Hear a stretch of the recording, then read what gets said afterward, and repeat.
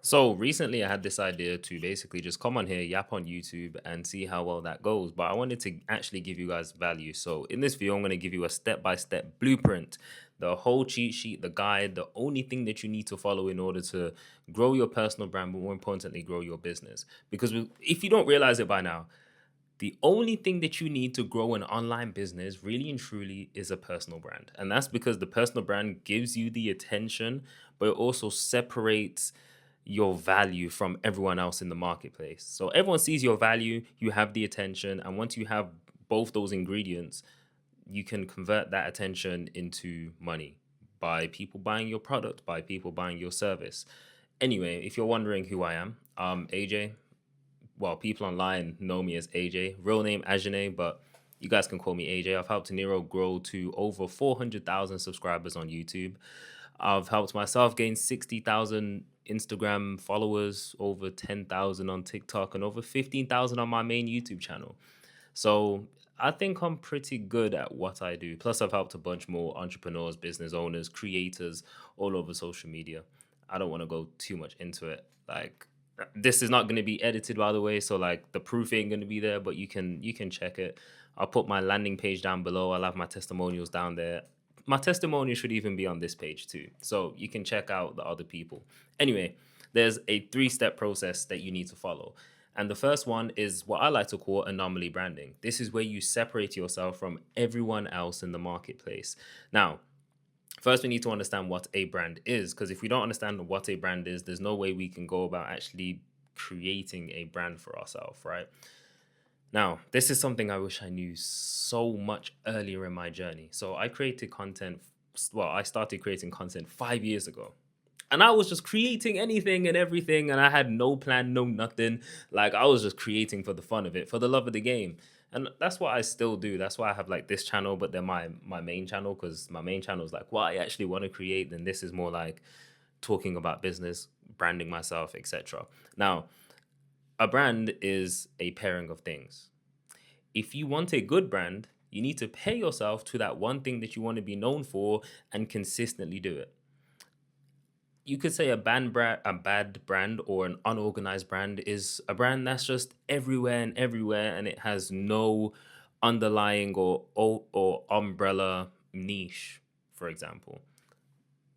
A good example is when I started, I was creating reaction videos to music videos. I was creating entertainment videos. I was creating I was trying to create educational I was everywhere. I was I was testing the waters with everything, and if anything stuck, I would have went with that for a bit longer.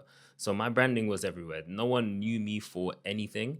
So my biggest suggestion for you, if you want to grow your personal brand and grow your business to 10,000, 50,000, even if it's 5,000 a month, pair yourself to something consistently, whether that's going to be fitness, whether that's going to be um what other niches are there? Wealth, finance, life insurance, muscle gain, fat loss, content creation, personal branding, manifestation, mindset, hypnosis, whatever it may be. Consistently pay yourself to that and you will be good.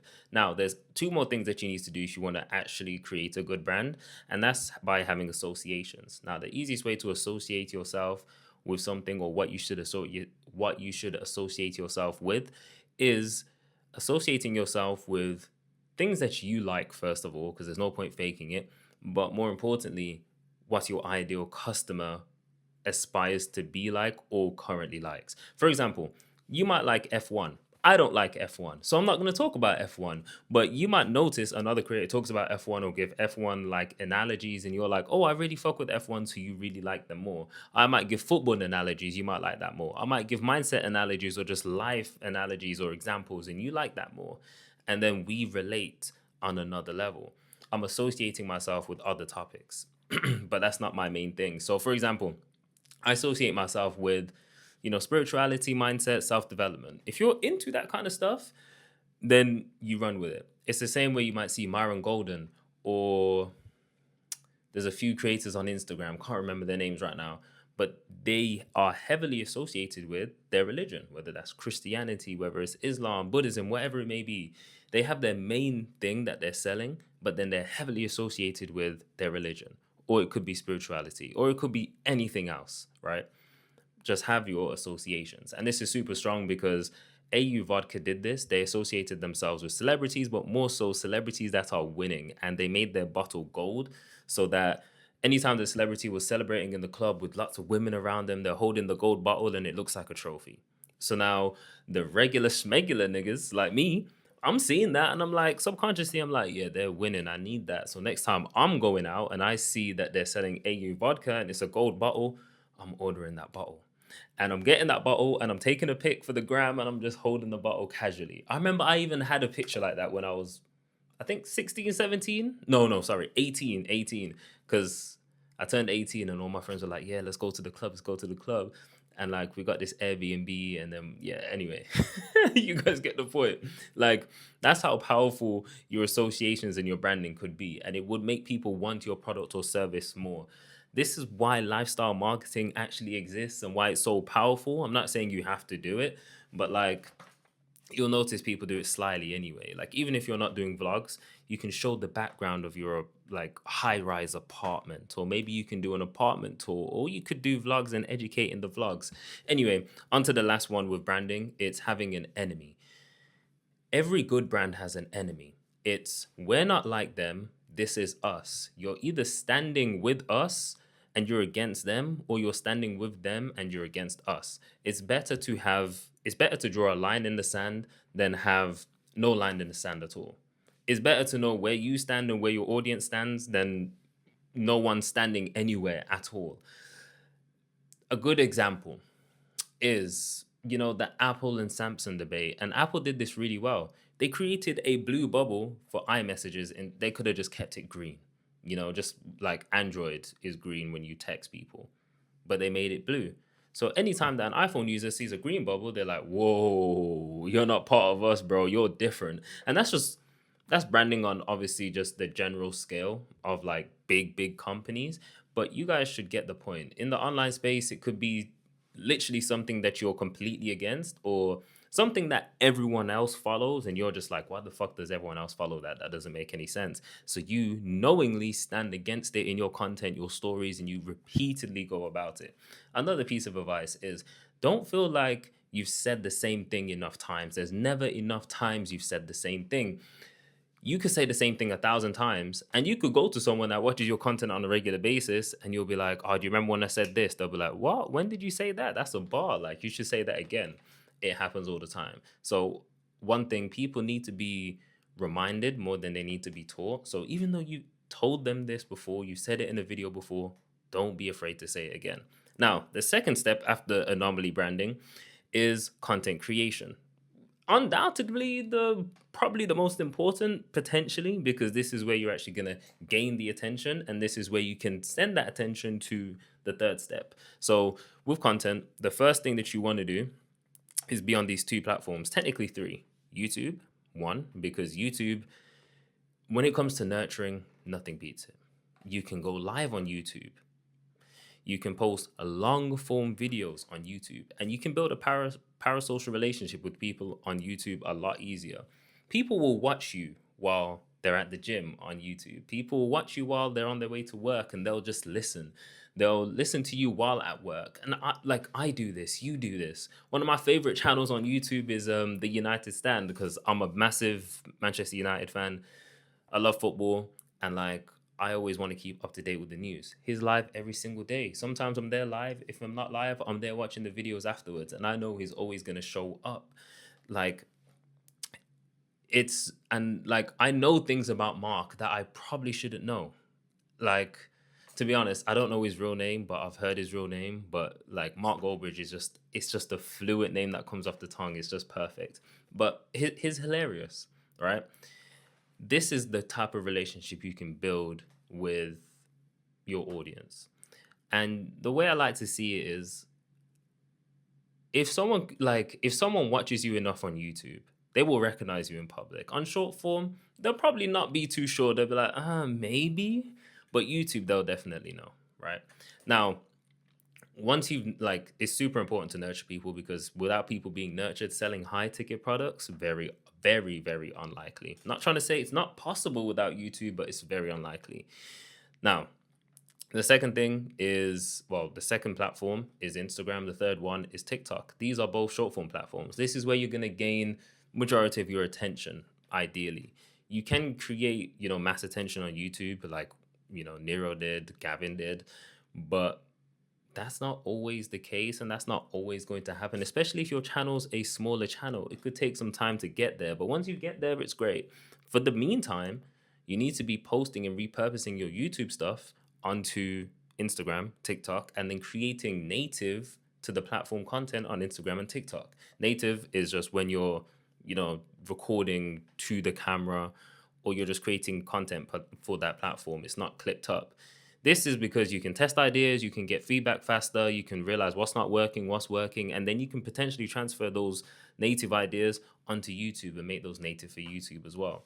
And this is amazing because you can funnel all the attention that you're getting from Instagram and TikTok over to YouTube, and then people are constantly being nurtured. They're going back and forth between your platforms. And then we move on to the last stage, and that is by having a funnel. Now, there's a bunch of funnels, but the most basic thing that you need to understand about a funnel is that you're directing your attention from YouTube, Instagram, TikTok, straight. Oh, sorry, there's actually one more on the content side. Email. I counted this as content because I thought technically it is. So you want to build an email list. This is where you're taking people's information, well, their email information from, Instagram, YouTube. They're putting their information for exchange. They get free value. You solve a specific problem for them and they give you their email. The reason you want to do this, it doesn't rely on the algorithm. Like once you have their email, unless they unsubscribe from it, which if they unsubscribe, they're never going to buy it anyway. Once you have their email, you can sell to them. That's not on platform, so it's not going to technically ruin your goodwill with your brand. You're going to always pop up in their inbox. You're always going to be reminded, like you're always going to be reminding them of you, which means they can go and watch your YouTube stuff afterwards or go check you out on Instagram. Your name will be on the forefront of their mind. Even if they weren't even planning on watching you today, this week, next month, like email is super important. And if you notice, all the best people, all the top creators, entrepreneurs are all collecting emails. Even if you're not planning to use it now, start collecting emails from now. So when you want to use it a year from now, 6 months, 3 months, 2 months, whatever it may be, you have it there already and you have the head start. Now, the last one is landing pages. So not landing pages, it's more funnels. So there's like webinar funnels, VSL funnels, but the basics that you really need to understand is you have a landing page. This is not a website. This is a landing page. This is a page. That's one page. You can't go anywhere else. It has a headline. It has a video. I've heard video, like a VSL, a video and text below converts better than just text or just a VSL. So headline lets you know what the offer is about, plain text. You could have a subheadline that gives further information. Then you have a video that explains what your offer is or your product or your service. And then below, it could be book a call or you go straight to checkout. Those are the two main ways of selling. Like, no matter which way you want to spin it, whether you're on Instagram DMs and you're having a conversation, someone's either going to say, let's jump on a call to have, to talk about it some more to find out for a great fit. Or you're going to send them straight to a checkout and they're going to just purchase. Those are the main two ways people are checking out. It's like the only two ways. You need to decide. Typically, people say if you're selling a super high ticket product, that's like $2,000 plus, you probably need a sales call. If you're just starting out, I'd do a sales call anyway.